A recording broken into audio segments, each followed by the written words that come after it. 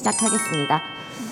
오늘은 첫 주라서 이제 오전에도 제가 이제 간단하게 안내해드렸지만 이제 문제 푸시고 그런 것들이 이제 이런 식으로 하는구나 라고 이제 잘 숙지하시고 그 방식대로 이제 잘 따라오시면 되겠고, 이제 먼저 시작하기 전에 이제 7월이죠, 여러분. 그래서 하반기가 되었습니다. 그래서 이제 다들 상반기 동안 뭐 각자 열심히 공부를 잘 해오셨겠지만, 진짜 지금부터 하는 공부가 정말 진짜인 것 같아요. 그래서 지금 1월부터 시작하셨든 뭐 언제부터 시작하셨든 지금까지 하신 것이 물론 중요하죠. 그게 다 밑바탕이 되는 거고 그게 어디 가지 않지만, 지금까지 아무리 잘 해오셨어도 지금부터 또 풀리시거나 뭐 그러지 않으시겠지만 뭐 좀 뭐 불안해지거나 그러면 또 집중력이 떨어지고 그럴 수 있잖아요. 그래서 지금부터 남은 시간을 어떻게 보내는지도 진짜 중요합니다. 그래서 여러분들이 이제 정말 버리는 시간 없이 알차게 토요일 하루를 보내실 수 있도록 잘 계획을 해주시고, 그러려면은 이제 강의를 어떻게 활용을 해야 되는지 여러분들이 또 좀 알고 보셔야 좋을 것 같아서 이제 시작하기에 앞서서 간단하게 이제 하반기에 어떻게 공부를 할지 그런 것도 얘기를 좀 하면서 강의가 어떻게 진행되는지 다시 한번 좀 보고 오셨겠지만 말씀을 드릴게요. 그래서 이 강의는 문제를 푸는 강의인데, 이제 문제를 푸는 거는 이제 지금 시작하는 거죠. 그 전까지는 계속 기출문제 보고 뭐 이론 정리하고 했었고요. 이제 지금부터는 계속 이제 문제를 여러 가지를 접해 보시면서 이제 또 여러 가지 체크를 하실 거예요. 그래서 이번 7월부터 이제 10주 동안 하게 되는 이 강의는 이제 나와 있는 대로 기출 변형 문제풀이입니다. 그래서 모든 문제는 기출 문제를 기반으로 해서 거기에서 이제 뭐 기출문제에서 물었던 걸 그대로 묻는 것은 거의 없고, 이제 조금 다르게 변형을 한다던가 상황을 조금 바꾼다던가 하는 식으로 이제 기출 변형 문제를 드릴 거고요. 기출 변형 문제다 보니까 매년 이제 기출 문제가 추가되잖아요. 그렇죠? 그래서 매년 작년에 기출 변형 문제 했던 거 검토해서 그거 그대로 이제 보시면서 이제 매년 새롭게 추가되는 문제에 대해서도 이제 또 보시게 될 거예요. 그래서 매년 강의를 하면 점점 양이 많아져요. 그래서 앞으로 이제 뭐 기출어게인 이런 거 할 때도 매년 이제 많아지니까 저도 이제 막 강의 시간을 좀 잘 계획을 하고 그래야 되더라고요. 아무튼 그런 식으로 기출 변형 문제를 보실 겁니다. 그래서 문제를 푸는 건데 중요한 거는 제가 생각하기에 이제 하반기가 7, 8, 9, 10이 있잖아요. 그리고 여러분들 11월에 시험을 보실 건데, 11월은 사실 그때도 우리가 정말 집중을 해서 열심히 해야 되겠지만 11월에는 아무래도 공부를 막 집중적으로 우리가 막 하기가 어렵잖아요. 그렇죠? 그래서 10월 말까지 내가 공부를 할 수 있는 정말 데드라인이라고 생각을 하시고 계획을 하셨으면 좋겠어요. 그래서 7, 8, 90을 생각해 보면 그 중에 7, 8은 그래도 하반기 중에서는 상반기잖아요. 그쵸? 그래서 7월, 8월 동안은 여러분들이 그동안 차근차근 해오신 것 중에서 어디가 좀 구멍이 있는지, 어디가 보완되어야 하고 내가 무엇을 잘 이해했고 무엇을 잘 이해하지 못했는지에 대한 이론을 점검할 수 있는 마지막 시간이라고 생각을 하셔야 돼요. 그래서 기출 변형 문제를 푸시면서도 그냥 답을 쓰고 외운 걸 그대로 적용해서 뭐 쓰고 그렇게 단순하게 보지 마시고, 그런 걸 보면서 내가 이론에서 어떤 부분을 잘 이해하지 못하고 있는지를 꼭 점검하셔야 되고요. 그래서 그런 부분은 이제 차근차근, 지금은 아마 조급한 마음이 조금 드실 수도 있지만 아직은 정말 괜찮아요.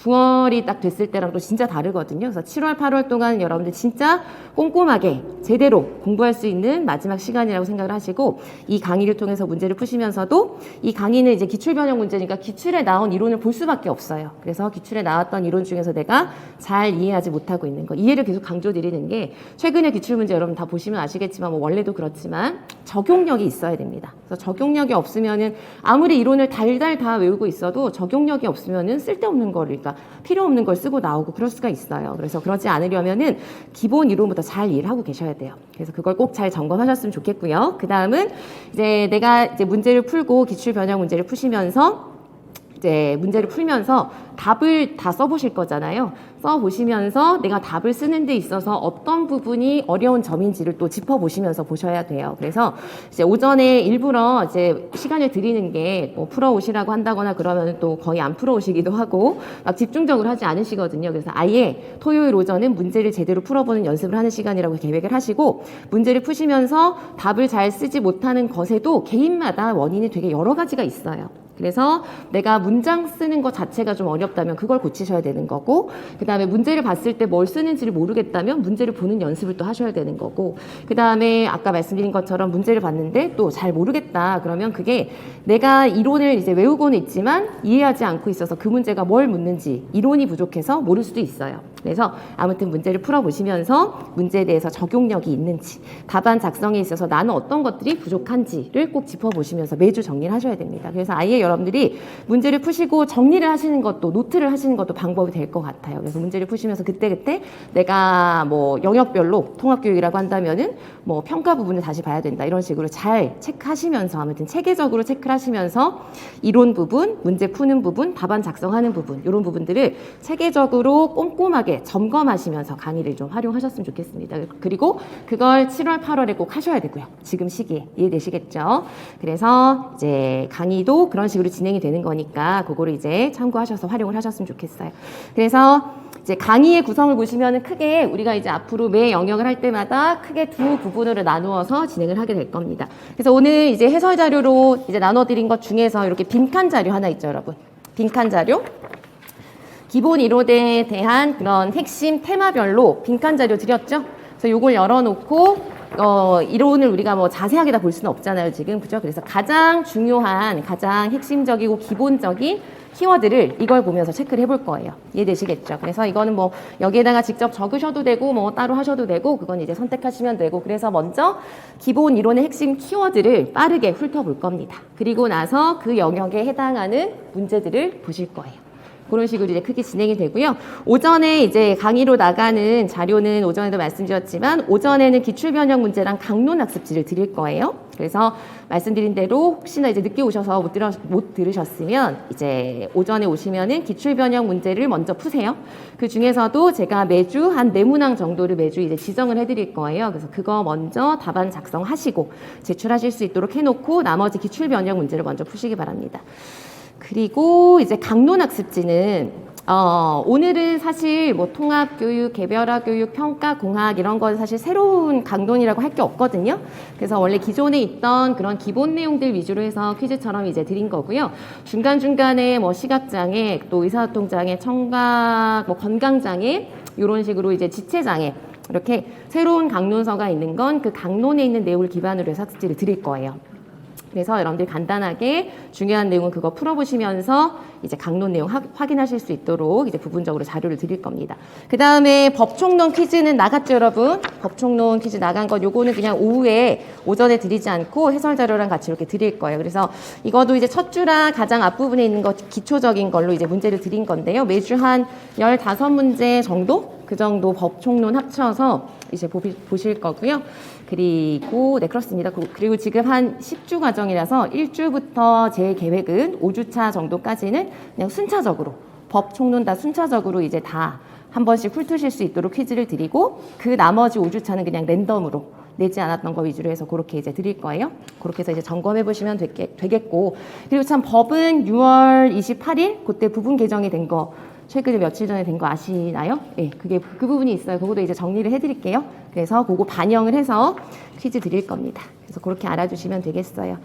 그렇습니다. 그래서 그렇게 보시고, 기출변형 문제 같은 경우는 오늘은 한 40문항 정도 되었었죠. 그래서 아마 문제 자체도 좀 기본적인 것이 많고 어렵지 않고 해서 푸셨을 텐데, 아마 다음 주는 모르겠습니다. 지금 조금 더 정리를 해야 되는데 한 70문항? 60문항에서 70문항 사이 정도가 되는 것 같아요. 행동수정이다 보니까 너무 많죠. 그래서 좀 추리고 있고 좀 정리를, 중복되는 거 좀 빼려고 지금 정리 중이긴 한데, 아무튼 문항수가 좀 많아요. 그리고 뭐 지적장애는 또 괜찮고 한데, 뭐 학습장애도 엄청나게 많을 것이고 영역별로 좀 차이가 있습니다. 그래서 아무튼 여러분들 오전에 오셔서 꼭 시간 지켜서 오셔서 첫 주 이렇게 다 오시고 점점 교실이 헐렁해지거든요, 강의실이. 그러지 않고 우리가 이제 목표는, 여러분 직강으로 오신 분들의 목표는 한 주도 빠지지 않고 한 주도 늦지 않고 오셔서 온 시간 동안 최선을 다해서 공부하신다고 생각을 하시고 보셨으면 좋겠습니다. 자, 그래서 그렇게 이제 진행된다는 거 알고 잘 활용하셨으면 좋겠고요. 개별 첨삭은 지금 뒤에 제출하신 분도 계신데요. 매주 저기 문 앞에 책상, 저기 빈 책상이 하나 있어요. 저기에다가 뒤집어서 제출하고 가시면 되겠습니다. 꼭 당일에 이제 강의 종료하기 전에 제출하시고 가시면 되고요. 거기다가 제가 지면 첨삭해 드릴 거예요. 그래서 다음 주에 나눠 드릴 거고, 간단하게 우리가 같이 공유하면 좋을 그런 답안 사례도 간단하게 이제 드릴 거예요. 다음 주부터. 이해되시겠죠? 그래서 첨삭하면서 이제 보시면서 내가 또 어떤 부분에서 이제 어려움이 이제 그런 거 좀 간단하게 점검하셨으면 하셨으면 좋겠습니다. 예전에는 격주로 해서 뭐 2주에 한 번씩 첨삭해서 한 10문항 정도씩 하고 그랬었거든요. 그랬는데 그냥 매주 조금씩 하는 게 더 도움이 되실 것 같아서 그냥 3-4문항씩, 4문항 정도 될 거예요. 4문항 정도씩 매주 이제 첨삭을 해드립니다. 그래서 그렇게 해서 꼭 활용해서 제출하시고요. 그리고 강의 일정은 뭐 보고 오셨을 테고요. 되셨죠, 여러분? 이런 식으로 할 거고, 끝나는 시간은 5시로 되어 있는데 5시에서 6시 사이라고 생각하시면 되고요. 넉넉하게 좀 생각하시고 일정을 잡으셨으면 좋겠습니다. 자, 그래서 이렇게 보시고 여러분 이 10주가 지금 7월 2일이죠? 9월 3일까지 우리가 이제 만나게 되는 건데 정말 금방 지나가요. 진짜 금방 지나갑니다. 그래서 이제 이 강의가 이제 종강할 때쯤 되면은 여러분들이 이제 막 원서 쓸 생각도 하실 거고 정말 진짜 코앞에 왔다라고 이제 그때 긴장감이 훨씬 더 또 올라가게 됩니다. 그래서 아무튼 우리가 처음 오늘 개강할 때 여러분들이 이제 큰맘 먹고 오셨잖아요. 그래서 그거 계속 생각하시면서 까먹지 말고 끝까지 집중 잘해서 열심히 하셨으면 좋겠어요. 되셨죠? 이 정도로 안내해드리면 될 것 같습니다. 자, 그래서 바로 볼게요. 우리가 또 볼 게 많고 하니까 강의 안내는 이 정도로 해드리고 열심히 이제 보겠습니다. 자, 그래서 바로 우리 본 강의 시작하겠습니다. 먼저 아까 말씀드린 대로 키워드부터 체크해 보실 거예요. 키워드부터 체크해 보시고 뭐 나간 자료는 해설 자료 있죠. 그건 이따 문제 푸실 때 보시면 되고 이제 지금은 이제 먼저 오늘 우리가 봐야 되는 그 영역이 좀 나뉘어져 있습니다. 그렇죠? 그래서 오늘 어떻게 진행할 거냐면은 통합 개별화 교육 먼저 보고 그 다음에 문제 풀고 그리고 평가 부분 내용 정리하고 문제 풀고 공학 내용 정리하고 문제 풀고 그렇게 할 거예요. 그래서 통합 개별화가 오늘 푸실 문제 중에서 한 20번 정도까지고요. 그 다음에 평가가 한 30번 정도까지 나머지는 공학 이렇게 되어 있거든요. 그렇게 보도록 하겠습니다. 자, 그래서 먼저 우리 이제 바로 이제 제일 중요한 이것만큼은 진짜 가져가야 된다라고 하는 키워드를 생각해 보시면 돼요. 그래서 통합교육 보기 전에 먼저 개별화 교육이랑 관련해서 먼저 보시겠습니다.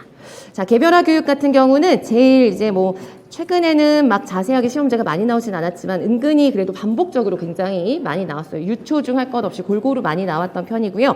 개별화 교육 하면은 여러분들 나오는 주제는 지금 표에 보시면 제일 왼쪽에 주제가 있죠. 법적 근거랑 구성 요소랑 정보 수집에 대한 것. 여기에서 벗어난 적이 없어요. 개별화 교육에 대해서는. 그래서 지금 정리하시는 이 내용을 충분히 정리를 잘 해주시면 네, 내용상 충분히 정리한다고 보시면 되겠습니다. 자, 그래서 먼저 법적 근거부터 한번 기억해 보시겠어요, 여러분? 어느 정도는 이제 이 부분을 외우셨을 거예요, 그죠?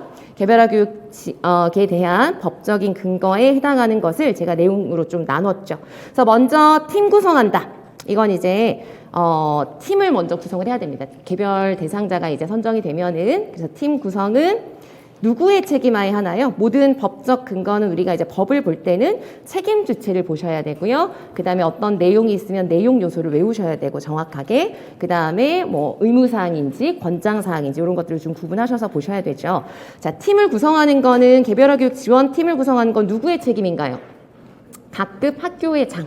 자, 지금 우리가 이론 정리할 때 여러분 계속 지금까지 공부했던 거 떠올리시면서 여러분 지금 뭐 인출하시는 거죠, 여러분. 인출해 보시면서 어떤 부분을 더 봐야 되는지 계속 점검하세요.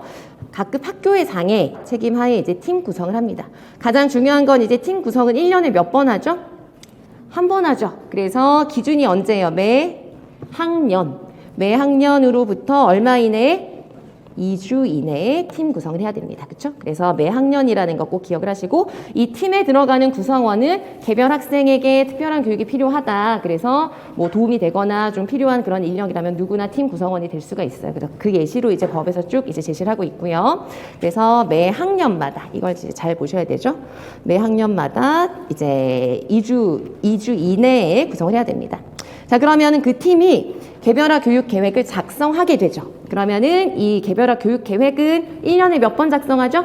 2번 작성하죠. 그래서 이거는 매 학기마다 얼마 이내에? 30일 이내에 작성을 해야 됩니다. 그래서 그 기준들을 여러분들이 정확하게 연결해서 알고 계시면 되겠어요. 이거 뭐 다 쓰진 않아도 되겠죠, 여러분? 떠올리시면 되니까. 그 다음에 아주 중요한 게 이 부분이 문제로 되게 많이 나옵니다. 개별화 교육 계획에 들어가야 되는 내용 요소. 이게 기출문제로 굉장히 반복적으로 많이 나왔어요. 그래서 정확하게 외우셔야 되고 알고 계시겠지만 법이나 교육과정에서 묻는 내용은 거기에 근거해서 쓰라고 했다면 용어도 유사 용어 같은 거 쓰시면 안 되고 아주 정확하게 쓰셔야 되죠. 자, 그래서 개별화 교육 계획의 내용에 들어가는 거 어떤 게 있죠, 여러분? 차례대로 한번 생각해 볼까요? 무슨 사항? 인적 사항이 있습니다. 그죠? 그래서 인적 사항이 있고, 그 다음에 이제 뭐 교육 목표에서부터 내용 방법이 있는데 그 앞에 들어가는 말이 있어요. 무슨 말이 있죠?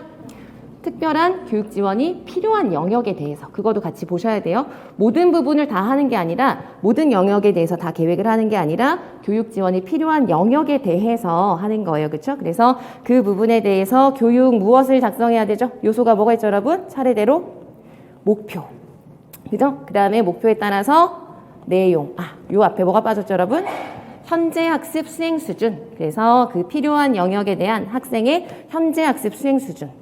요것을 이제 작성을 해야 되는 것이고, 그 다음에 목표, 내용, 그 다음은 뭐예요, 여러분? 방법. 그쵸? 그래서 방법이 있고, 이게 지금 좀 이상하게 잘 안 나오네요. 네, 방법. 네, 방법. 요거 좀 잘 안 나오니까 이따가 충전을 좀 해가지고 할게요. 방법이 있고, 그 다음 뭐가 있죠, 여러분? 평가, 계획. 이걸 정확하게 쓰셔야 돼요. 평가, 계획. 그죠? 그 다음에 들어가는 말 앞에 또 무슨 말이 있나요? 제공할, 이것도 꼭 기억하셔야 돼요. 그래서 제공할 특수교육 관련 서비스의 무엇과 무엇? 내용과 방법. 그쵸? 그래서 그 용어들을 정확하게 보셔야 되겠습니다.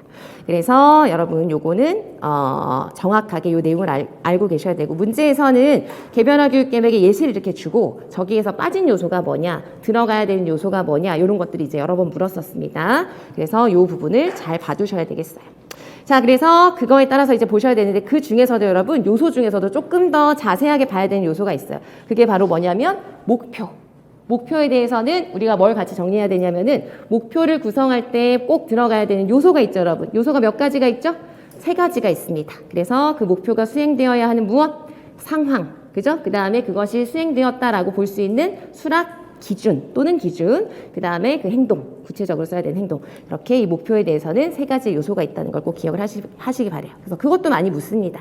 그래서 그거까지 해서 개별화 교육 계획에 들어가야 되는 내용 요소를 이제 기억하셔야 되고요. 자, 그 다음에 개별화 교육 계획을 작성해서 적용을 하고 있는데, 학생이 만약에 여기에선 지금 전학이라고 되어 있지만 전학 및 진학, 상급 학교로 진학하는 것도 포함을 하는 거예요. 만약에 그렇게 된다면 얼마 이내에 이것을 송부해야 될까요? 얼마 이내에 14일 이내에 14일 이내에 송부 보내주어야 합니다.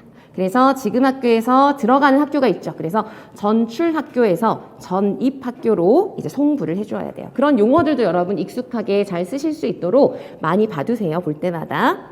자, 그래서 그걸 보시고, 그 다음에 특수교육 교원의 업무 내용 같은 경우는 이제 우리가 개별화 교육 지원팀을 구성하면 특수교육 교원뿐만 아니라 다양한 영역의 전문가들이 다 들어가게 되는데, 이 개별화 교육 계획을 작성하는 것이랑 관련해서는 누가 전문가예요? 특수교육 교원이 전문가죠? 그래서 이 특수교육 교원이 업무랑 어떤 업무를 하나요? 위와 관련된 사항을 지원하고 조정한다. 이런 용어들도 아무것도 아닌 것 같고 되게 많이 쓰는 용어지만 법에서 쓰는 용어인 거예요. 법에 나오면. 그래서 지원하고 조정한다. 그것을 정확하게 표현을 알아두세요. 자, 그 다음에 평가나 이제 결과를 이제 통보하는 것도 누구의 책임이죠? 각급 학교회장. 그래서 매 학기 개별화 교육 계획을 세우고 그거에 따라서 평가를 이제 하게 되겠죠. 그러니까 평가도 얼마에 한 번씩? 매 학기마다 하게 되고, 매 학기 학업 성취도 평가를 한다. 이렇게 되어 있죠. 그래서 매 학기마다 학업 성취도를 평가하고요. 그 결과를 대상자 또는 그 보호자에게 통보하여야 한다. 이렇게 되어 있죠. 그래서 여러분이 통보라고 하는 것도 의무사항이죠. 의무.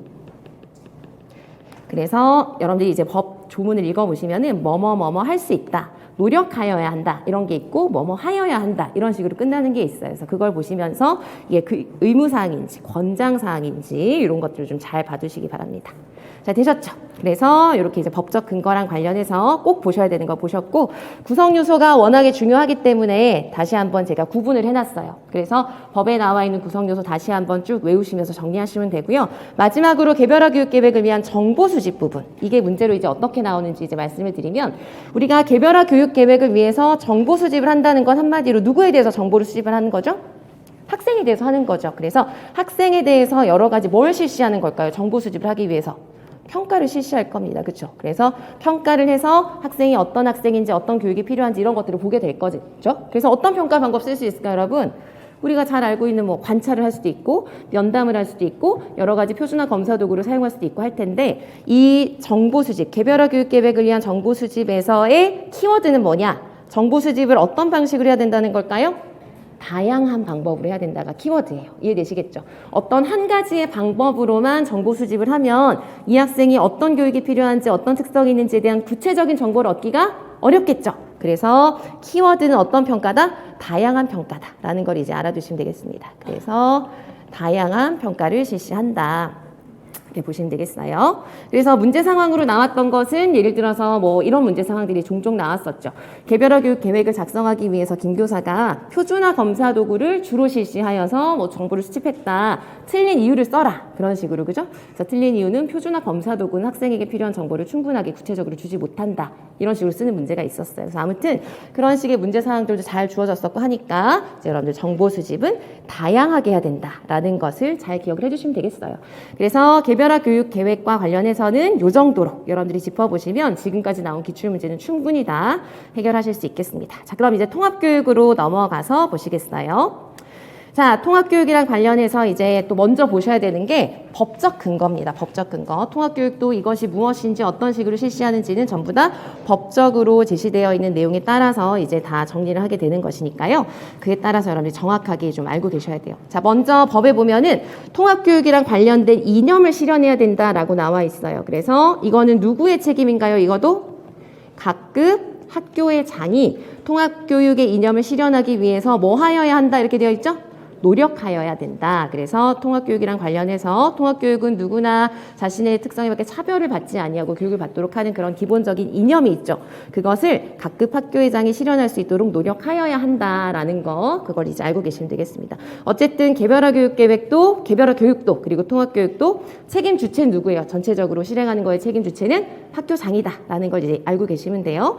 그 다음 여러분 정확하게 외우셔야 되는 내용 요소가 바로 통합교육 계획에 들어가는 요소. 그래서 통합교육을 실시하기로 했으면 통합교육 계획을 수립하여야 한다라고 되어 있고요. 통합교육 계획에는 들어가야 되는 요소가 있다라고 해서 몇 가지로 나와 있죠?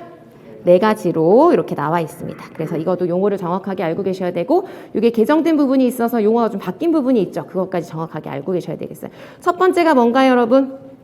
무엇의 조정?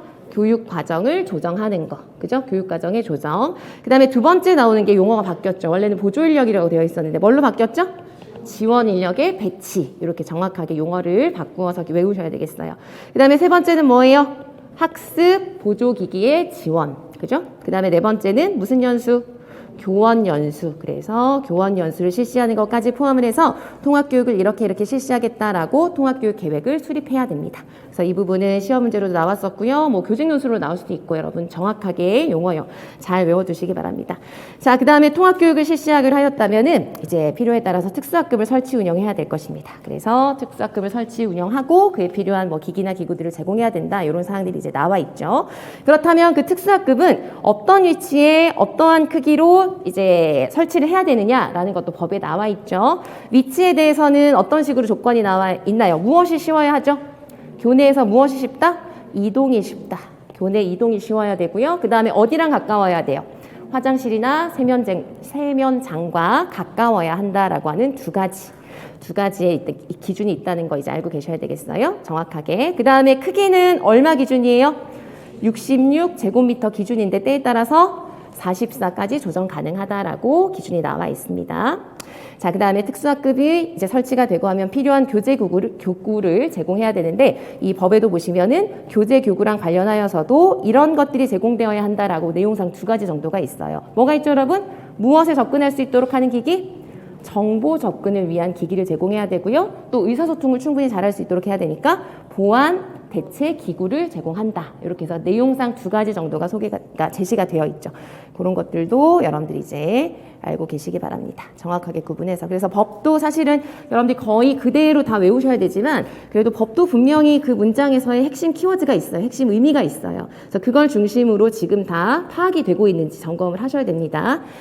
자, 그 다음은 이제 법적 근거를 보셨고요. 통합교육을 설명하는 기본적인 이제 배경을 설명하는 것 또는 뭐 기본적인 개념을 설명하는 용어들이라고 보시면 되겠어요. 이거는 통합교육의 어떤 역사를 설명해 주는 것이기도 한데 이거는 뭐 그냥 정말 기본 용어라고 보시면 돼요. 이거 자체로 뭐 자세하게 문제가 나오거나 하지는 않을 건데 뭐 중도장애 설명하거나 그럴 때 정상화의 원리라던가 뭐 최소 제한 환경 이런 것들은 뭐 중요한 용어로 나오죠. 그래서 여기는 정의만 점검하시면 돼요. 정상화의 원리는 뭐죠? 가급적 모든 뭐 교재든 자료든 방식이든 가급적이면 일반적인 학생들과 동일한 방식으로 하자라는 원리가 되겠습니다. 탈수용시설하는 뭐 워낙에 옛날에 이제 수용시설로부터 벗어나자 이걸 얘기를 하는 거고요. 주류화는 이제 특수교육 분야를 뭐라고 보는 거예요? 주류화라는 말은. 비주류라고 보는 것이죠. 그래서 비주류, 그러니까 좀 주류라는 말은 이제 메인스트리밍이라고도 하거든요. 그래서 주류가 있고 그 곁가지처럼 비주류가 있는 그 부분을 주류화하자 이런 개념이에요. 그 다음에 일반교육 주도라고 하는 거는 행정적으로 조금 더 편의를 위해서, 행정적으로 조금 더 이제 좀 효율적으로 운영하기 위해서 일반교육 주도라는 개념이 나왔다고 보시면 돼요. 자꾸 이제 분리를 해서 이렇게 해서 모아서 하다 보니까 너무 겹치고 두 가지로 이제 운영을 하는 것 자체가 좀 효율적이지 못하다. 그냥 일반교육이 주도하자 이런 개념입니다. 자, 그 다음에 최소 제한 환경이 그래도 가장 통합을 설명하는 최근의 개념이라고 할 수 있어요. 비교적, 그죠? 자, 최소 제한 환경은 제한을 필요하다면 하되 어떻게? 최소한으로 하자. 최소한으로 하자라는 게 최소 제한 환경이 되겠습니다. 그 다음에 여러분 여기서 이제 이 전체적인 개념은 이렇게 나뉘어지죠. 지금까지 본 거랑 완전 통합이랑 이렇게 구분이 됩니다. 그래서 이 부분은 전부 다 무엇을 전제하는 거예요? 분리를 전제해놓고 통합을 하는 거예요. 그 다음에 완전 통합은 처음부터 분리하지 않고 처음부터 포함된 개념으로 설명을 하는 거예요. 그죠? 그래서 여러분 보시면은 이렇게 분리를 전제하는 건 분리를 시켜놓고 분리를 시켜놓고 그것을 뭐 하는 거예요? 이렇게 모으는 거죠. 그러니까 이건 무슨 식? 모음식이라고 하는 거예요. 이런 방식으로 통합이 된다라고 보는 것이기 때문에 이거는 모음식이라고 하는 것이고요. 완전 통합이라고 하는 거는 처음부터 분리를 하는 게 아니라 처음부터 그냥 하나예요. 하나에 이 안에 다양하게 막 이렇게 있는 거예요. 그런데 이 친구는 조금 좀 특별한 도움이 필요한 거예요. 그래서 이 친구를 그냥 따로 빼내어서 뭐 도움을 지원하자 이런 식의 개념인 거죠. 그래서 처음부터 포함시켜서 본다라고 해서 이거는 포함식, 위에 있는 것은 따로따로 떨어진 것을 모은다라고 해서 모아서 통합한다라고 해서 모음식 이렇게 보는 개념. 기본 개념 정리하시면 되겠어요. 되셨죠? 자, 그 다음에 기본 개념으로 이제 연계적 배치 체계라고 하는 개념도 여러분들 참고로 봐주세요. 그래서 이거는 이제 뭐 말 그대로 배치 체계입니다. 가장 이제 완전히 통합이 된 게 뭐예요? 일반 학급에서 같이 공부를 하게 되는 거고, 거기에서 특수학급, 특수학교, 그리고 그 사이에도 뭐 예를 들어서 부분적으로 이제 뭐 참여를 하게 되는 건지, 전일제로 참여하게 되는 건지, 이런 거에 따라서 연계적으로 배치 체계가 달라지죠. 그래서 뭐 그 개념이니까 체크하시면 되겠어요. 그래서 여기는 제가 이번에 정리하면서 그냥 제외를 할까 하다가 그래도 기본 용어 정도는 보시는 게 좋을 것 같아서 간단하게 짚어봤습니다. 자, 우리 기출 관련해서 문제 풀면서 이제 이론적으로 더 정확하게 알고 있어야 되는 내용을 이제 보실 거예요. 교수적 수정 보시겠어요?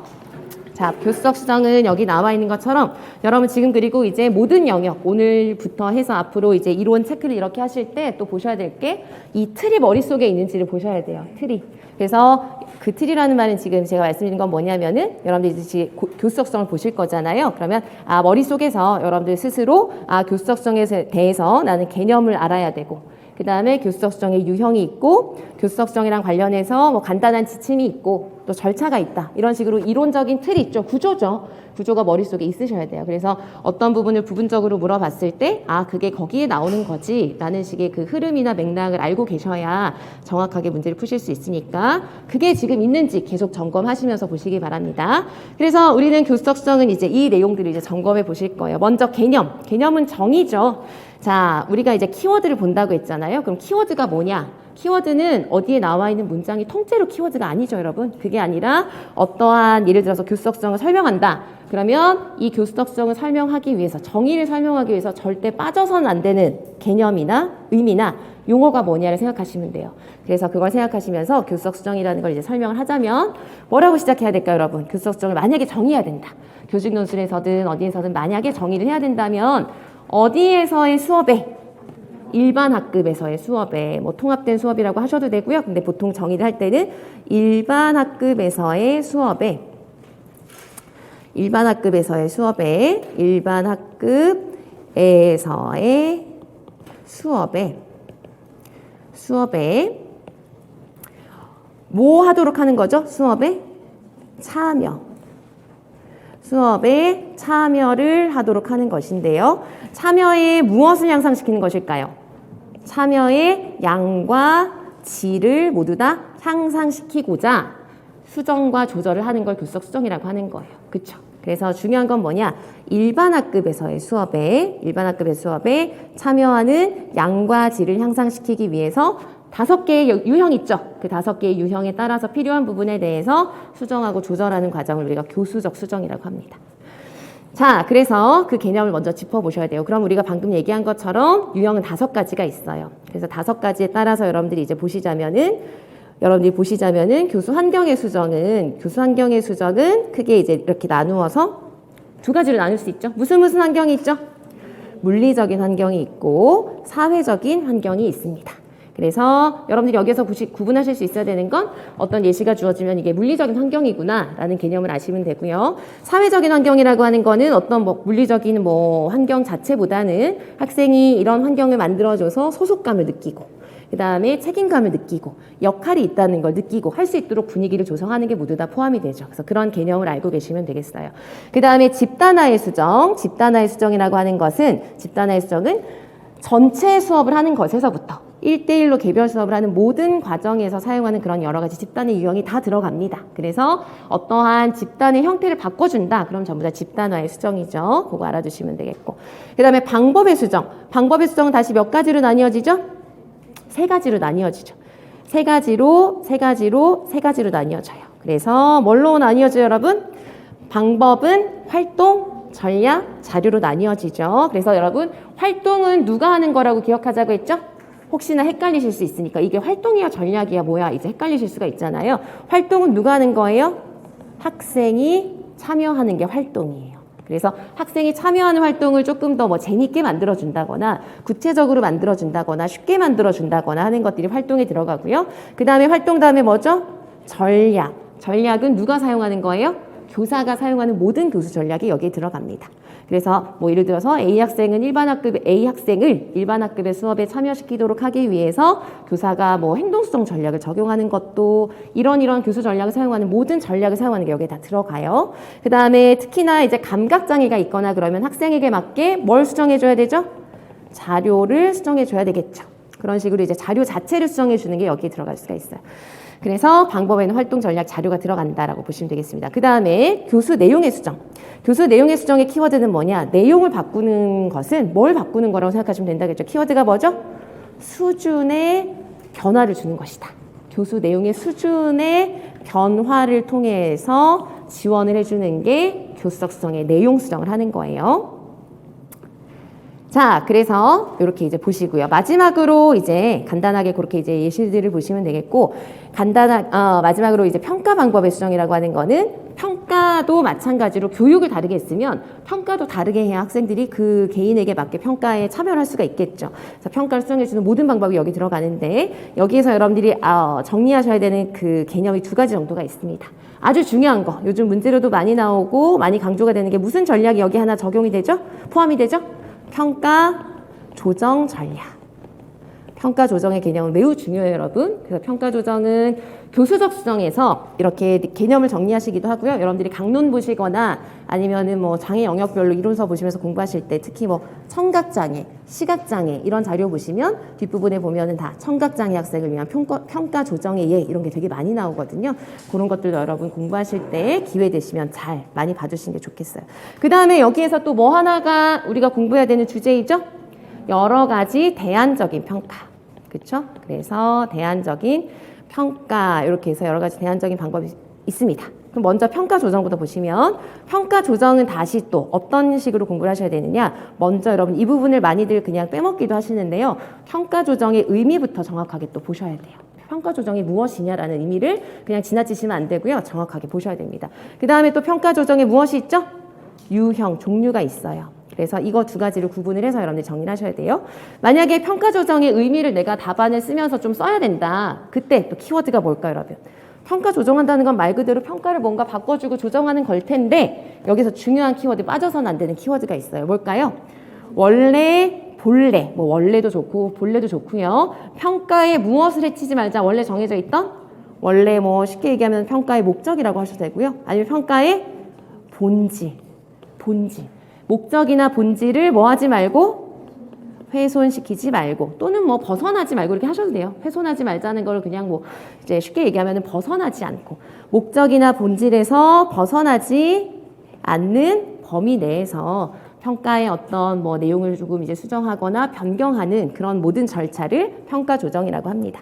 그래서 평가 조정을 한다고 해서 장애 학생에게 맞추어서 한다고 해서 너무 뭐 필요 이상의 평가 조정을 해버리거나 그러면 원래 평가하려고 하는 것을 하지 못하게 될 수 있죠.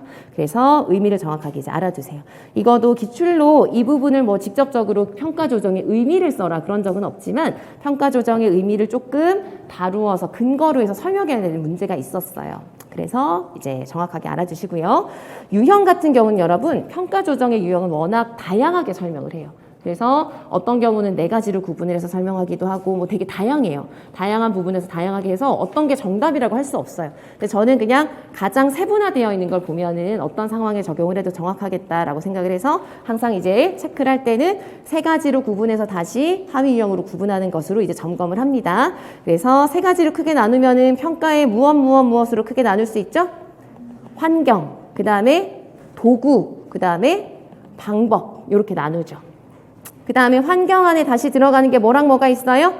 시간이랑 공간을 이제 평가의 환경 안에 이렇게 포함을 해서 설명하는 유형이 있고 도구 안에 들어가는 게 뭐가 있죠, 여러분? 도구 안에 들어가는 게 평가 자료를 수정하는 것, 그 다음에 누구를 활용하는 것? 보조 인력을 활용하는 것. 이런 것들이 이제 도구 안에 들어간다고 보는 개념이 있고요. 방법 안에 들어가는 게 무슨 방법을 바꿔주는 거예요? 제시하는 방법과 응답하는 방법을 이제 포함하는 거. 이런 식으로 이제 구분을 할 수가 있는 거예요. 그래서 이거는 이제 말씀드렸지만 이렇게 구분하는 경우도 있고 이걸 그냥 이렇게 하지 않고 그냥 크게 네 가지로 하기도 하고 다양합니다. 그래서 여러분들은 이제 뭐 다양한 게 있다는 거 그 사실을 알고 계시고요. 뭐 여러분들이 선택하시는 거긴 한데 이게 가장 좀 세분화된 개념인 거예요. 그래서 요거도 참고로 알고 계시면은 문제가 이제 주어지는 거에 따라서 조금 더 좀 정확하게 적용하실 수 있을 것 같아요. 그래서 아무튼 평가 조정 너무 중요하니까 이렇게 봐두시고 개별적으로 복습하실 때는 장애 영역별로 평가 조정에 얘가 어떤 게 있을 수 있을까 이런 것들도 기회가 되실 때마다 많이 봐주시면 좋겠어요. 자, 그 다음에 대안적인 평가에는 어떤 게 들어가죠, 여러분? 대안적인 평가에는 뭐 많은 것들이 들어가죠, 그죠? 그래서 포트폴리오도 들어가고 개별화 교육 계획을 기반으로 해서 평가하는 것도 IEP 점수 체계 뭐 이런 것도 들어가고 합격, 불합격도 들어가고 뭐 다 들어갈 수가 있어요. 준거를 기준으로 평가하는 것도 들어가고 그리고 몇 가지는 또 특정 방법으로 명칭을 사용하는 것들이 있습니다. 다면적 평가 이런 게 있죠. 다면적 평가는 다면이 누구의 다면이에요? 학생의 다양한 면을 평가하자라는 것이고요. 또 공동 점수화라고 하는 거는 공동이 뭐란 뜻이죠? 여러 사람이 같이 평가하자라는 거예요. 그러니까 두 사람 이상의 교사가, 2명 이상의 교사가 같이 평가하자. 그래서 그런 여러 가지 대안적인 평가도 간단하게는 예전에 다뤄진 적이 있으니까 잘 알아두시기 바랍니다. 되셨죠, 여러분? 그래서 교수석 수정은 문제가 만약에 나와도 그렇게 어렵게 나오는 부분이거나 그렇진 않아요. 그래서 예시를 주고 뭐 이게 어떤 유형에 들어가느냐 이 정도로 물을 수 있는 부분인데 그래도 너무 기본입니다. 너무 기본 중에 기본이니까 정확하게 알고 계신지 점검하시고요. 그 다음 지침 이 부분은 뭐냐면은 뭐 특별히 이론적으로 외워야 되고 그런 내용이라기보다 이해하고 계시면 되는 부분인데요. 우리가 지금 유형을 이렇게 봤잖아요. 이 중에서 5가지 유형 중에서 가장 수정을 많이 하는 게 무슨 유형일까요? 교수? 어떤 게 5가지 중에서 이제 일반 학급에 참여시킬 때 원래 정해져 있고 원래 하려고 하는 것보다 가장 많은 수정을 하는 게 무슨 유형일까요? 내용 수정이에요. 내용 수정. 그래서 내용 수정을 고려하기 전에 우선적으로 뭘 고려해야 될까요? 방법이나 집단화나 이런 환경 조정이나 이런 부분들을 먼저 고려하고 그래도 좀 수정을 더 해야 되겠다. 그럴 때 내용 수정을 하는 게 바람직합니다. 그러한 지침들을 이 부분에서 몇 가지를 제시하는 거예요. 그래서 여기에서 핵심은 무엇이냐면 여러분 교수적 수정은 많이 하는 게 좋아요? 최소한으로 하는 게 좋을까요? 최소한으로 하는 거예요. 이해되시겠죠? 그래서 이제 뭐 여러 가지가 있지만 핵심은 무엇이냐면 교수적 수정, 무언가를 수정해 주는 건 최소한으로 하자. 이해되시겠죠? 그래서 최소한의 수정을 하는 거예요. 최소한의 수정을 한다는 건 그만큼 일반 학생들과 비슷하게 더 최대한 비슷하게 하도록 하는 것이니까 최대한 참여를 시키자는 거죠. 동등하게. 최대한의 참여를 이제 이끌어내도록 하자. 그런 방향으로 이제 교수적 수정을 해야 된다라는 게 지침에 뭐 여러 가지로 나와 있는 내용들의 핵심이라고 보시면 돼요. 그래서 그거에 기반을 두고 이제 교수적 수정을 고안하고 지침을 해야 된다는 것이고요. 절차를 한번 보겠습니다.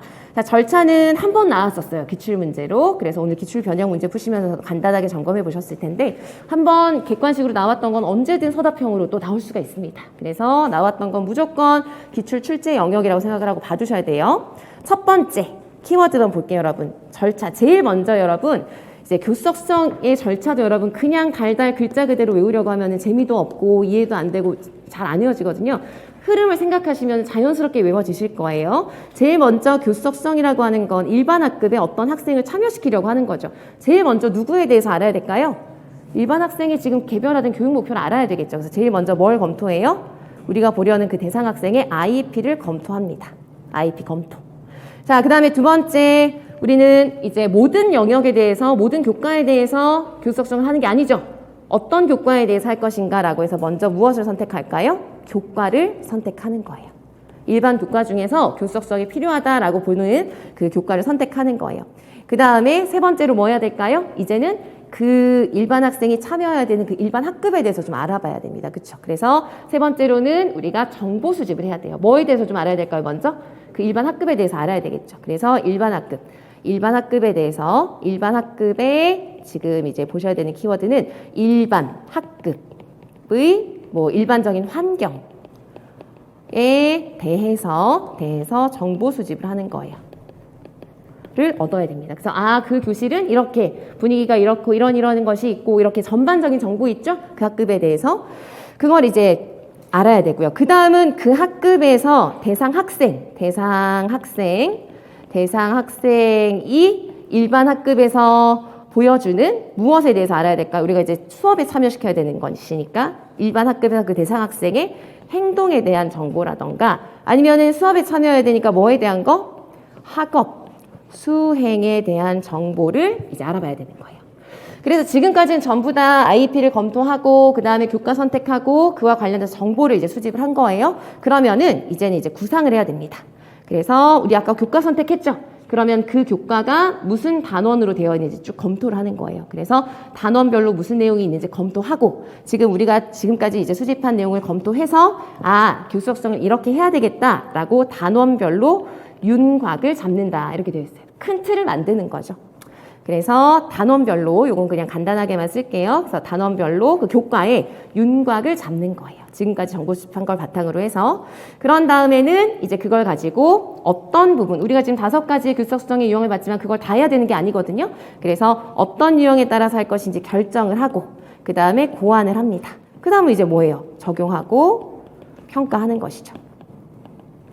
이렇게 하는 과정이다라는 것도 너무 기본 내용이니까 잘 점검하시기 바랍니다. 되셨죠? 그래서 이거 문제 푸시면서 다시 한번 보실 거예요. 지금은 이제 점검만 하시면 되겠습니다. 자, 그 다음에 이제 주제. 통합교육에서 두 번째 주제는 그 다음 주제는 협력이죠. 협력. 그래서 팀 모델에 대해서도 문제 푸시면서 보셨고 또 이제 뭐 앞으로 중도장애 같은 거 하실 때도 이제 보시게 될 건데요. 뭐 협력에서 제일 기본 이제 팀으로 접근을 하는 그런 팀 모델이죠. 그래서 이제 이 중에서도 뭐 아시겠지만 가장 중요한 건 초학문적 모델이 되겠고요. 자, 다학문적 모델의 다학문적 팀이려면은 각 전문가들이 전부 다 어떻게 활동을 하는 거죠? 전부 다 각자 완전히 독립적으로 한다고 생각하시면 돼요. 서로 공식적으로 서로 공유를 하는 과정이 없어요.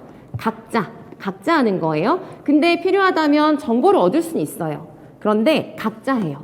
공식적으로 정보를 이제 나누는 그런 통로 같은 것들이 있으면 그건 뭐가 되냐면 간학문적 팀이 되는 거예요. 이해되시겠죠? 그래서 간학문적 팀의 특징은 뭐냐? 다학문적 팀과 간학문적 팀의 뭐 차이점을 만약에 보자고 하자면은 간학문적 팀도 각자 하죠. 각자 진단하고 계획하고 중재를 하지만 공식적으로 정보를 교류하는, 소통을 하는 또는 뭐 교류를 하는 그런 경로가 있습니다. 그래서 이게 이제 다항문과 간항문의 차이점이라고 보시면 돼요. 되셨죠? 제일 중요한 건 여러분 초항문적팀이죠. 초항문적팀은 우리 키워드만 얼른 보겠습니다. 초항문적팀은 모든 과정을 같이 합니다. 진단에서부터 계획하고 중재하고 그 다음에 평가하는 과정까지 모든 과정을 함께 해요. 그래서 무슨 진단을 한다고 하죠, 우리? 원형 진단을 합니다. 원형 진단. 그래서 원형 진단을 하게 되고, 원형 진단을 할 때에도 다 같이 모여서 동시에 학생을 보는데 다 같이 막 묻고 할 수 없죠? 그래서 학생의 반응을 유도해주는 원형 진단에서 학생의 반응을 유도하는 누가 있어야 돼요? 무슨 역할을 하는 사람이 있어야 돼요? 촉진자가 있어야 됩니다. 이 개념도 알고 계셔야 돼요. 그래서 촉진자가 뭐 하냐? 그럼 쓰실 수 있어야 돼요. 뭘 유도한다? 학생의 반응을 대표로 유도하는 거예요. 그러면 전문가들이 둘러서 동시에 보면서 각자 영역에서 필요한 부분을 관찰하고 이제 정리를 하는 거죠. 평가를 하는 거죠. 그래서 촉진자의 개념을 이제 원형 진단 관련해서 꼭 알고 계셔야 돼요.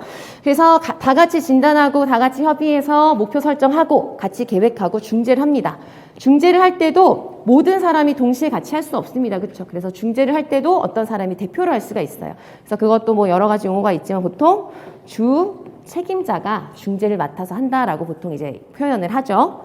그래서 이 주 책임자는 대표로 중재를 좀 맡아서 하는 사람이라고 할 수 있는데 이 주 책임자는 모든 영역의 전문가가 아니기 때문에 어떤 특정 영역에 대한 전문가에 대해서는 다른 사람으로부터 그 전문가로부터 자문을 받아야 돼요. 그 과정을 우리가 뭐라고 하죠? 역할, 양도, 역할 이양, 역할 뭐 방출 다 똑같은 말이에요. 번역의 차이입니다. 그래서 역할 방출이라고 하기도 하고요. 아시겠지만 이양이라고 하셔도 되고 양도라고 하셔도 돼요. 그래서 초항문적 팀 그러면 이걸 키워드로 해서 여러분들이 정확하게 판단하실 수 있으면 되고 뭐 어렵진 않으실 거예요. 그렇죠? 그래서 이게 팀 모델이고요. 자, 그다음에 너무너무 중요한 협력 교수. 너무너무 중요한 거죠. 그리고 최근에는 단순하게 그냥 이게 무슨 유형이냐 이걸 묻는 게 아니라 얘네들을 가지고 다양한 측면에서 이 측면에서 이걸 써라 저 측면에서 이걸 써라 이렇게 요구를 다양하게 합니다. 그래서 여러분들이 이제 잘 알고 계셔야 되는 거는 구분을 하시는 걸 먼저 정확하게 보셔야 돼요. 이게 대안교수라면 반드시 이게 뭐 있어야 된다라고 하는 핵심 단서 그걸 파악하셔야 되고 각 유형별로 장단점 보셔야 되겠어요. 자, 그럼 먼저 대안교수 간단하게 제일 핵심적인 것만 얼른 볼게요, 여러분. 자, 대안교수는 제일 중요한 게 뭘까요, 여러분? 대안교수 어떤 상황이 주어졌어요. 뭐 김교사랑 이교사가 같이 수업을 한다. 얘가 대안교수라는 게 확인되려면 꼭 확인돼야 되는 거야. 이게 대안교수라고 하려면 꼭 확인되어야 하는 게 뭐예요, 여러분? 전체를 어떻게 나누는 거예요? 대집단과 소집단으로 나눈다는 게 반드시 있어야 됩니다. 그래서 대안교수는 제일 중요한 게 대집단과 소집단으로 구분을 하는 거예요. 그래서 대집단과 소집단으로 구분을 하고 이 대집단과 소집단을 한 명은 대집단을 맡고 그 다음에 한 명은 소집단을 맡는 거예요. 그렇죠? 그래서 이 소집단을 대상으로 해서 무슨 수업을 하는 거예요? 무슨 수업을 제공하는 거예요? 심화 보충 수업을 제공을 하는 거예요. 이해되시겠죠? 그리고 여기에서 여러분들이 잘 이해하고 계셔야 되는 거 대집단을 대상으로 해서 전체 수업을 하고요. 소집단을 대상으로 심화 보충 수업을 하는데 한 번에 대안교수를 해요. 우리가 지금 국어 시간이다. 그래서 이 시간에 대안교수를 한다. 그럼 그 한 시간에 소집단에 들어간 학생들은 고정되어 있나 정해져 있어요? 안 정해져 있어요? 정해져 있어요. 한 번의 수업 안에서는. 그걸 헷갈리시면 안 돼요. 그죠? 이 소집단에 들어간 학생은 정해져 있다, 안 정해져 있다? 정해져 있다. 고정되어 있습니다. 그래서 소집단 학생들은 고정해 놓고 그 학생들 대상으로 심화 보충 수업을 하게 하는 거죠. 제공을 하는 거죠. 근데 대안교수에 대한 뭐 유의점이나 단점이나 이런 걸 보시면은 그 학생들이 뭐 낙인 찍히지 말도록 해야 된다. 고정되지 말도록 해야 된다. 이런 얘기가 또 나오잖아요. 그건 무슨 말이냐. 대안교수를 어떻게 실시할 때? 반복적으로 실시할 때. 대안교수를 계속하는 거예요. 오늘도 하고 내일도 하고 모레도 하고 만약에 반복적으로 할 때 그때 소집단에 늘 똑같은 학생 ABC만 계속 배치가 된다면 그 학생들은 늘 소집단에 가는 학생이구나 라고 고정화될 수 있겠죠. 그러면 안 된다는 거예요. 이해되시겠죠? 그래서 여러분들이 특성에 보면은 고정되지 않도록 한다. 이 표현 때문에 대안교수에서 이 소집단에 들어가는 학생들이 고정되지 않는다고 잘못 보시기도 하더라고요. 그게 아니라는 거. 한 번의 수업에 소집단에 배치되는 학생은 정해져 있어요. 그죠? 그래서 기출문제에서도 그런 식으로 문제가 나왔었죠. 어떤 뭐 세희 누구누구 하는 그런 문제였어요. 그래서 그 학생들을 대안교수를 통해서 적용을 할 때 저 학생들을 대상으로 대안교수를 반복적으로 실시할 때 동일하게 계속 배치가 되면 안 되니까 교사가 뭘 해야 되냐? 역할을 써라. 그래서 교사는 뭘 해야 되죠? 구성원을 자주 바꿔준다. 그렇게 문제가 나왔었거든요. 그래서 그 부분 정확하게 이해하세요. 고정되어 있는 거예요. 그래서 우리 핵심만 보겠습니다. 구체적인 뭐 특징들은 우리 이따가 보도록 하겠고요. 문제 풀면서. 자, 스테이션은 뭐냐? 학습 영역을 나눈다고 생각하시면 돼요. 영역. 그쵸? 그래서 학습 영역을 나누어서 예를 들어서 영역을 세 부분으로 그리고 스테이션은 영역을 뭐 세 개로 꼭 나눈다 아니에요. 영역을 여러 개로 다른 수로 나눌 수 있어. 수가 중요한 게 아니에요. 스테이션의 핵심은 뭐냐? 영역을 나누어요. 그래서 보통 세 개로 하죠. 그래서 영역을 A, B, C로 나누었는데 이 영역마다 한 사람은 뭐 A 영역을 맡고 한 사람은 B 영역을 맡고 여기는 보통 뭐 독립적으로 활동을 하자 이런 식으로 하잖아요. 그때 중요한 건 뭐냐? 스테이션이라는 게 확인이 되려면 뭐여야 할까요? 여러분 뭘 확인할 수 있어야 될까요? 교사 1과 교사 2가 지도하는 내용이 같아요, 달라요? 다른 내용. 아시겠죠? 그래서 이 스테이션마다 다루는 내용이 다 어떻다? 다른 내용이다. 그게 키워드예요. 그게 핵심이에요. 그게 확인이 되셔야 돼요. 그래서 여러분들이 영역을 나누었다고 해서 또 무조건 스테이션 이렇게 섣불리 보지 마시고 그 영역마다 다른 내용을 다 다루어서 학생이 여기를 쭉 다 돌아야 그 수업 내용을 다 이제 경험하고 학습할 수 있게 되는 거예요. 그런 구조 그거여야 합니다. 자, 그 다음에 평행교수. 평행교수의 제일 핵심은 뭐냐? 전체를 일단 어떻게 나눠요? 전체가 있으면 크게 두 집단으로 나눕니다. 그래서 한 교사가 각 교사가 두 집단을 각각 맡죠. 각 교사가 각 집단을 각각 맡는데 각각 맡았을 때 이 각각 적용하는 내용은 어때요? 같은 내용. 그죠? 그래서 평행교수에서 두 교사가 지도하는 내용은 같은 내용이다, 다른 내용이다? 같은 내용이다라는 게 포인트. 그 다음에 스테이션의 두 교사가 지도하는 내용은 각각 다른 내용이다라는 게 핵심. 이해되시겠죠? 이런 걸 명확하게 구분해 두시고 예시가 만약에 나왔을 때에도 평행교수인지 뭔가 뭐 이건 헷갈린다. 그럼 이런 부분을 확인하셔야 되는 거예요. 자, 그 다음에 평행교수의 또 특징 중에서도 여러분들이 조금 이해하기 어려워하시는 게 하나가 있는데 그것만 짚어보고 넘어갈게요. 평행교수의 뭐 장점이나 이런 데 보면 이런 말이 있어요. 평행교수는 복습을 할 때 좋다. 이런 얘기가 있죠. 그래서 그게 무슨 말일까 이해가 안 되실 수 있는데 무슨 말이냐. 평행교수는 이 학급 학생들에게 처음 가르치는 내용을 할 때보다는 뭐 할 때? 반복적으로. 다시 어떤 내용을 다시 한번 수업할 때 그럴 때 적용하기 좋다는 뜻이에요. 복습할 때. 그래서 그 문구는 여러분들이 평행교수는 처음 가르치는 내용이 아니라 다시 한번 반복적으로 지도할 때 적용하기 좋다. 그럴 때 좋은 유형이다라고 이해하시면 돼요. 왜냐하면 처음 지도하는 내용인데 같은 반 친구들이 각각 다른 선생님한테 배워버리면 내용에 있어서 학습에 차이가 더 많이 발생해 버릴 수가 있겠죠. 그래서 한 번은 같이 한번 배웠던 내용을 각각 다시 한번 반복적으로 할 때 적용하기 좋은 거예요. 그렇게 이해하고 보시면 되겠어요. 자, 그 다음에 팀티칭. 팀티칭은 여러분 어떻게 하는 건가요? 집단 구분해요, 안 해요? 하지 않고 두 교사가 같이 협력해서 말 그대로 팀이 되어서 같이 지도를 하는 겁니다.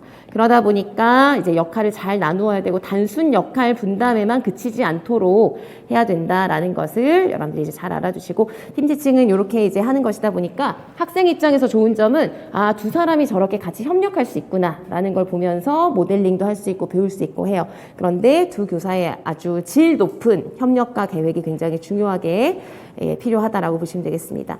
자, 그 다음에 최근에 또 많이 나오는 게 교수보조입니다. 교수보조 집단 구성 해요, 안 해요? 구분하나요, 안 하나요? 안 하죠. 이것도 여러분들이 잘 알고 계셔야 되는 게 집단 구분을 하지 않고 한 교사가 전체 수업을 맡고요. 한 교사는 필요에 따라 순회를 하면서 돌아다니면서 필요한 곳에 그래서 적재적소라는 말이 그래서 나오는 거죠. 여기저기 돌아다니면서 필요한 곳에 도움을 줍니다. 그래서 개별적으로 여기서 보조하는 건 여러분 집단 구성을 대안교수처럼 집단을 구분해놓고 정해놓고 하는 게 아니라 어떻게? 필요에 따라 개별적으로 보조를 하고 지원을 한다라는 게 핵심. 그걸 확인하실 수 있으면 교수보조다라고 보시면 되겠습니다. 이해되시겠죠? 그래서 간단하게 우리 핵심만 찾아봤어요. 그래서 살펴봤습니다. 문제 푸시면서 여러 가지 이제 뭐 세부적인 사항이나 이런 건 조금 더 보시도록 하겠습니다.